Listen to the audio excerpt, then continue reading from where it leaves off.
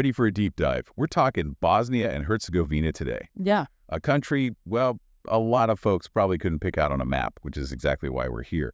You send over some travel articles, one on the country itself, and then two more just on the cities, Mostar and Sarajevo. So let's get into it. What makes this Balkan nation so unique? It's a crossroads, cultures, history, it's all layered there. Yeah. Ottoman Empire meets Austro Hungarian, all against this backdrop of the Balkans, right in the thick of it, geographically too, nestled in those Dinaric Alps. A history buff's dream trip. And speaking of history, got to start with Sarajevo. The city has seen some things. These articles really get into how much weight Sarajevo carries. I mean, from sparking World War I to enduring that brutal siege in the 90s. And rising from those ashes, right? Take the '84 Winter Olympics. Sarajevo, hosting the world just a few years before the devastation of the war, really says something about that city's spirit. Resilience. Yeah. Even just visually, those painted stones all over saying, don't forget 93. Reminder, yeah, but also like a commitment to moving on. Okay, so let's get into some of the tangible stuff these articles highlight. Başarıcı, this Ottoman bazaar, sounds incredible. The heart of Sarajevo, truly. Sensory overload in the best way possible. The sights, smells, especially that Bosnian coffee, artisans still working with skills passed down for generations, like stepping back in time, and you have to try jarapi while you're there. Okay, you had me at coffee, but now grilled meat. Definitely adding that to the list. It's interesting, the articles mention specific foods right alongside these historic sites. Like, they get that experiencing a place is more than just sightseeing. 100%. And to grasp Sarajevo's complexity, you can't miss the Latin Bridge. Not just pretty to look at, it's where Archduke Franz Ferdinand was assassinated, the event that set off World War I. The Museo Sarajevo, 1878, 1918, they even have a plaque marking the exact spot. Wild to think about that ripple effect, huh? History on a dime. And then so close by, you've got the Vijika, the city hall. This building, gorgeous neo-Moorish design. It was wrecked during the war, but they restored it so carefully. That's a powerful symbol. They're committed to their heritage, that's for sure. And for modern contrast, the Avaz Twist Tower gives you this panoramic view of everything. Striking skyscraper, it's like Sarajevo's embracing the future, but not forgetting. Visual representation of the city's journey. Speaking of reflecting on the past, the Museum of Crimes Against Humanity and Genocide. Gotta be a must visit, right? Yeah. Tough, but essential. It's heavy stuff, no doubt, but those stories need telling. And what's striking is, even with this heavy history, Sarajevo is very multi-faith. Wandering around, you'll see mosques, churches, synagogues, often really close together. Always a meeting point, even within itself. Makes me even more curious to dive into what the articles say about Mostar. What's really drawing me in about Mostar is how the articles describe it as almost frozen in time. It's like this perfectly preserved Ottoman town, but with this undercurrent of energy, this buzz that you don't always find in historic places. It's true. Mostar is the capital of Herzegovina, and its Ottoman heritage is woven into its very core. The architecture with those arched bridges and mosques with their slender minarets is breathtaking. But it's also a place that's very much alive, full of life and vibrancy. And at the heart of it all, both literally and figuratively, is Stari Most, the old bridge. This 16th century masterpiece is more than just a photo op. Exactly. It's a symbol of Mostar, but also of the country's journey. Remember, it was tragically destroyed during the Bosnian War, a casualty of that senseless conflict. But then, seeing it rebuilt, restored to its former glory, it becomes this powerful symbol of reconciliation. You can't help but be moved by that.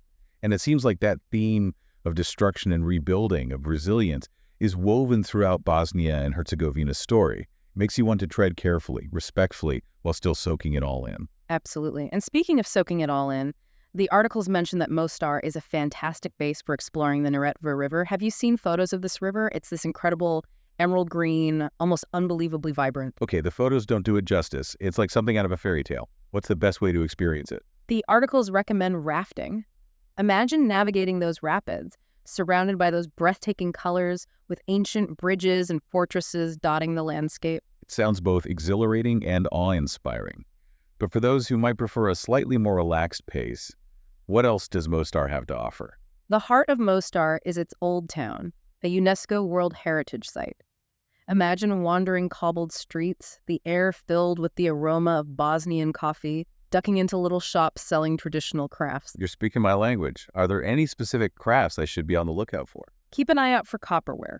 Mostar has a long tradition of copper working, and you can find beautifully crafted items from coffee pots to decorative plates. It's a unique souvenir to take home. I'm already picturing myself sipping coffee from a handcrafted copper pot, reminiscing about my time in Mostar. Okay, so we've explored Mostar, but the articles mention a few other spots that have piqued my interest. Tuzla, for example, with its saltwater lakes, in the middle of a country. It seems almost counterintuitive. It's one of those unexpected natural wonders that Bosnia and Herzegovina is known for. These lakes are remnants of the Pannonian Sea, a prehistoric sea that once covered this region. So a dip in the Salt Lakes is like a dip back in time. I'm intrigued. What about this Salt Lake beach the articles mention? It's exactly what it sounds like, a beach, but with salt water from the lake instead of the ocean. Apparently, the mineral content of the water is supposed to be really good for your skin. A beach day with potential health benefits. Count me in. But shifting gears a bit, the articles also mention Banja Luka, the second largest city in Bosnia and Herzegovina. It seems to have a very different vibe from Sarajevo and Mostar. Definitely. Banja Luka is located in the Republika Srpska, which is one of the two entities that make up Bosnia and Herzegovina. It's got this intriguing blend of Austrian and Ottoman influences. A tale of two empires, right there in the architecture and the city's overall ambiance. Exactly. Imagine strolling past imposing fortresses, beautiful Orthodox churches, and then stumbling upon a hidden cafe with that distinctly Ottoman feel. It's like a living, breathing history lesson. And speaking of history, the articles mention that Banja Luka has a complex past. It does. The city was heavily damaged during an earthquake in 1969, and then, of course, it was impacted by the Bosnian War in the 1990s. But like other cities in Bosnia and Herzegovina, it's shown incredible resilience. It's becoming a recurring theme in our deep dive. It's both humbling and inspiring. Okay, we can't forget about the last destination the articles highlight, Nidanium. This is Bosnia and Herzegovina's only coastal town, which always surprises people. It does, but there it is, nestled on the Adriatic Sea, a little slice of coastline. It's a great spot if you're looking for a more laid-back atmosphere. Think picturesque beaches, crystal clear waters, and those stunning sunsets over the Adriatic. It's like the perfect place to unwind after exploring the historical and cultural richness of the rest of the country. But let's talk logistics. We've got these amazing destinations in mind, but how do we actually get around Bosnia and Herzegovina? Well, if you're flying in from abroad, Sarajevo International Airport, SJJ, is your gateway.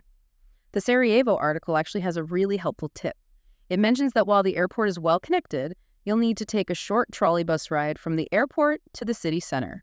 It's these little practical details that can really make a difference. I always appreciate those insider tips. But once we're on the ground, what's the best way to navigate between cities? Buses are the most common and affordable way to get around.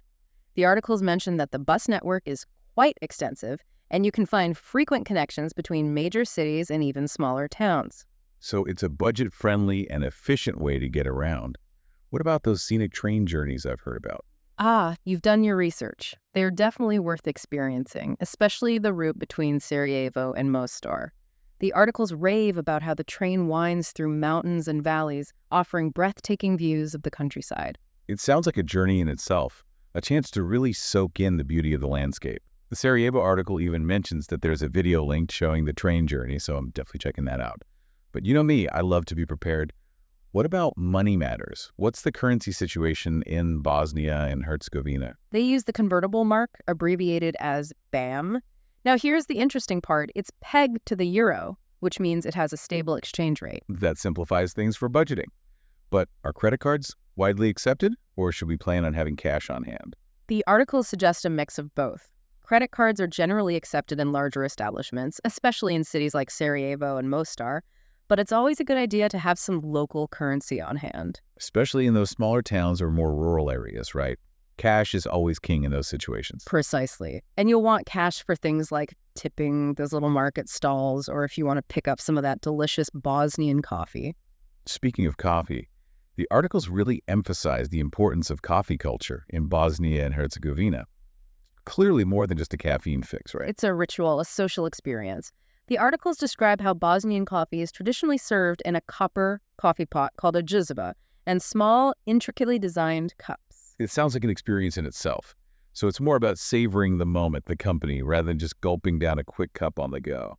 Exactly. And that appreciation for taking time for connection seems to permeate other aspects of Bosnian culture as well. It's like these articles bottle up the feeling of a place, Bosnia and Herzegovina, not just where to go, but the vibe. You can feel it in how they talk about the people, the food, even just how life moves there. It makes you want to get on that plane, experience it firsthand. And speaking of which, the articles had some really good practical tips, like they stressed packing light. Music to my ears. Less is more, right? Especially when you're on the move.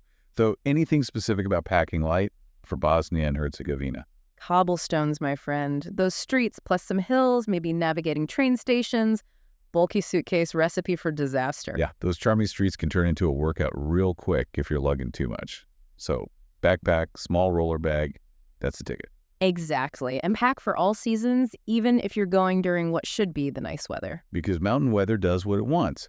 And I'm sensing a lot of mountains in Bosnia and Herzegovina. You got it. Sunshine 1 minute, downpour the next. Gotta be ready. Layers, it is. Yeah? And a good umbrella. Switching gears a bit. Safety. We've touched on being mindful in areas impacted by the war, but overall, how safe is Bosnia and Herzegovina for travelers? Very safe, generally.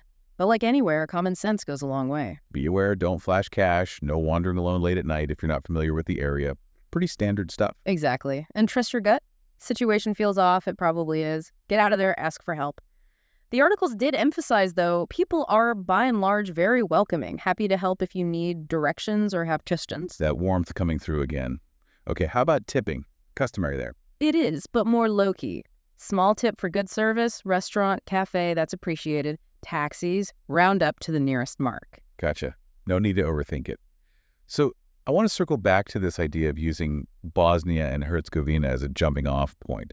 Seeing more of the Balkans seems really well situated for that. Absolutely. One article even suggests a day trip to Dubrovnik, Croatia. Easy bus ride from Mostar. Dubrovnik, that walled city on the Adriatic, been on my list forever. That's wild. One day you're in Mostar, the next you're walking those ancient walls. Shows how connected it is. You could do a whole multi-country thing with Bosnia and Herzegovina as your anchor. Now that's an adventure. Okay, BUT. Let's say I'm so charmed I don't want to leave yet. Any hidden gems, off the beaten path spots these articles recommend? They mention this place, Blagaj, south of Mostar. There's a 16th century dervish monastery built right into the cliffs by this crystal clear spring. The setting alone. Okay, Blagaj added to my list. Cliffside Monastery.